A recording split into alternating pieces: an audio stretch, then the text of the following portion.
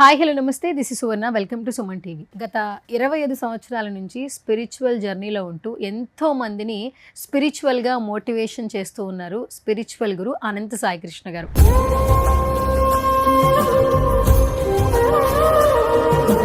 Right, నాతో పాటు స్టూడియోలో ఉన్నారు. ఈ రోజు ఏ విషయాల గురించి మాట్లాడబోతున్నారో ఆయన మాటల్లో అడిగి తెలుసుకుందాం. నమస్కారం సాయి గారు. నమస్తే సువర్ణ గారు. ప్రతి ఒక్క వీడియోలో ఎంతో ఇన్ఫర్మేషన్ ఇవ్వడానికి ట్రై చేస్తూ ఉంటారు. చాలా మంది కూడా ఆ మాటలు వింటూ ఉన్నారు. ఫస్ట్ ఆఫ్ ఆల్ స్పిరిచువల్ జర్నీలోకి అడుగు పెట్టే ముందు ఆ స్పిరిచువల్ జర్నీ మీద ఇంట్రెస్ట్ ఉండాలి, ఆ జర్నీలోకి రావాలని చెప్పి. చాలా మంది ఏంటంటే ఏది స్టార్ట్ చేసినా కూడా పాజిటివ్తో పాటు నెగిటివ్ మాట్లాడుతూ ఉంటారు. మీరు ఎప్పుడు కూడా మంచి చేయండి, ఖచ్చితంగా మంచి జరుగుద్ది అంటుంటారు. చాలా మంది పేదరికంలో బ్రతుకుతున్నారు.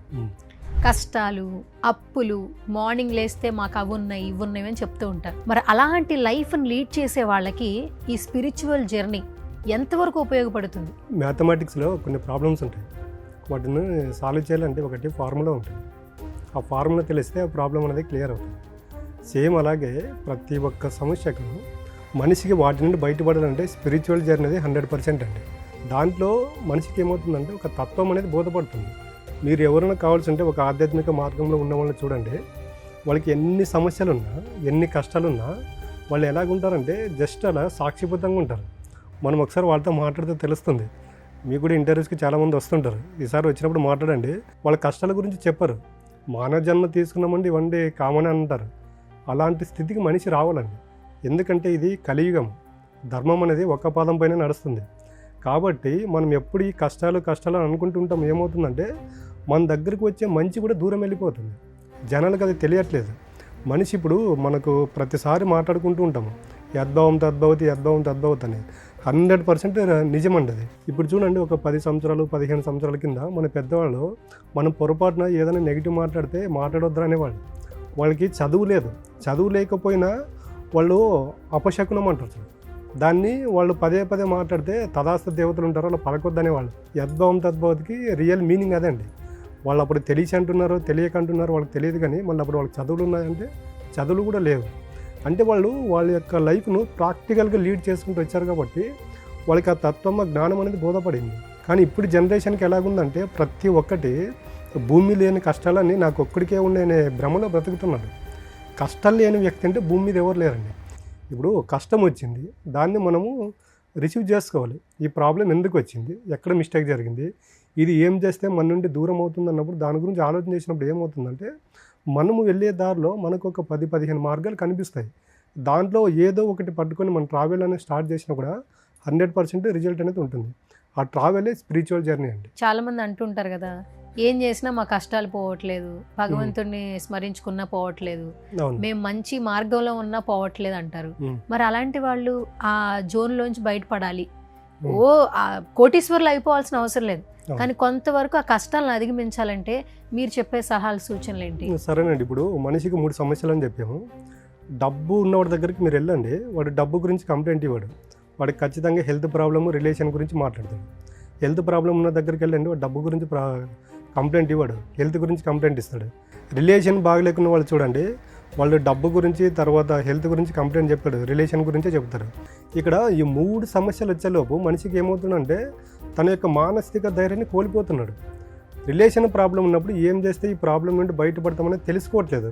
మనిషి ఏమవుతున్నాడంటే ఈ యొక్క ప్రాబ్లమ్స్ని రోజు చిలికి గాని వల్ల అంటారు చూడు, ఆ విధంగా చిన్న సమస్య ఎక్కడికైనా స్టార్ట్ అయిందో దాన్ని అక్కడితో క్లియర్ చేసుకోకుండా దాన్ని పెంచుకుంటూ వెళ్ళి నెక్ ఆఫ్ మూమెంట్కి తెచ్చుకుంటున్నారు. అది హెల్త్ ప్రాబ్లం అయినా, రిలేషన్ ప్రాబ్లం అయినా, ఫైనాన్షియల్ ప్రాబ్లం అయినా. ఇప్పుడు చూడండి, మనం బాగా అబ్జర్వ్ చేస్తే ఫైనాన్షియల్ ప్రాబ్లం అనేది ఉన్న ఫలంగా ఎవరికి, ఇప్పుడు చాలామంది చూస్తున్నాము కోట్లలో అప్పులు ఉన్న వాళ్ళకి కూడా అది ఒకే రోజు అప్పు అవ్వదు. వాళ్ళకి తెలుసు అది నిదానంగా ఎక్కడో స్టార్ట్ అవుతుంది, అది పెరిగి అలాగ వస్తుంది. అలాంటప్పుడు ఏమవుతున్నారంటే వాళ్ళు మెంటల్గా డిస్టర్బ్ అవుతున్నారు. ఏదైనా కూడా స్టార్టింగ్లో ఉన్నప్పుడు ఆ సమస్యను అక్కడికే దాన్ని చూసుకొని ఇది ఏం చేస్తే మనము ఈ సమస్య నుండి బయటపడతామని మనుషులకి అనలైజ్ చేసుకోలేకపోతే అసలు వాళ్ళ యొక్క లైఫ్ను కోల్పోయిన వాళ్ళు చాలామంది ఉన్నారు. కాబట్టి ప్రతి ఒక్క దానికి ఒక మార్గం అనేది ఉంటుందండి.